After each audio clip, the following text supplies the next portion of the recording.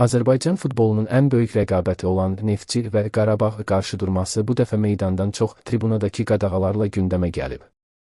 Əvəzedici heyətlərin oyununda Qarabağ azarkeşlərinin stadiona buraxılmaması sosial şəbəkələrdə böyük səs-küyə və müxtəlif iddialara səbəb olmuşdu. Bir çoxları bunu klublararası gərginlik və ya qisas kimi qiymətləndirsə də nəhayət məsələyə rəsmi aydınlıq gətirilib.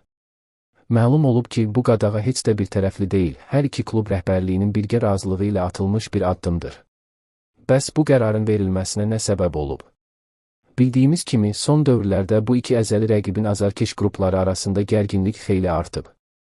Xüsusilə aşağı yaş qrupları və əvəzedici heyətlərin oyunları zamanı fanatlar arasında xoşagəlməz hadisələrin, şifahi münaqişələrin və fiziki qarşıdurma risklərinin yarandığı müşahidə olunub. Məhz bu cür halların qarşısını almaq, gənc futbolçuların psixoloji və fiziki təhlükəsizliyini qorumaq məqsədilə hər iki klub rəhbərliyi masaya oturub. Aparılan danışıqların nəticəsində qərar alınıb ki, əvəzedici heyətlərin oyunlarında təhlükəsizlik tam təmin olunana qədər rəqib komandanın fanat qrupları stadiona buraxılmasın. Bu addım Neftçi və Qarabağın ortaq qərarı kimi qiymətləndirilir və əsas məqsəd idman prinsiplərinə zidd olan insidentlərin qarşısını müvəqqəti olaraq bu yolla almaqdır.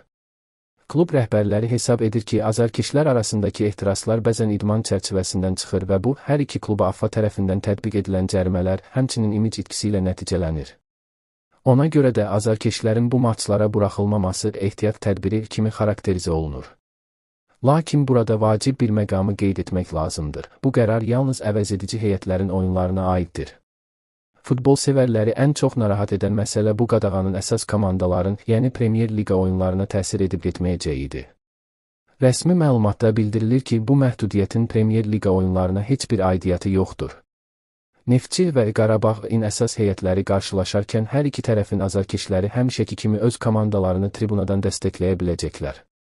Qeyd edək ki, bu hadisə həm də fevralın 21-nə planlaşdırılan və təxirə salınıb salınmayacağı geniş müzakirə olunan Böyük Neftçi Qarabağ derbisi ərəfəsinə təsadüf edir. Görünən odur ki, iki klub arasındakı münasibətlər hazırda olduqca həssas bir dövrdədir və rəhbərliklər hər hansı bir qığılcımın böyük qalmaqala çevrilməməsi üçün bu cür kəskin qərarlar vermək məcburiyyətində qalırlar. Hələlik vəziyyət stabildir, lakin azarkeş qruplarının bu ortaq qərara reaksiyası və gələcəkdə qadağaların aradan qaldırılıb-qaldırılmayacağı idman camiəsi üçün maraq doğuran əsas suallardan biri olaraq qalır.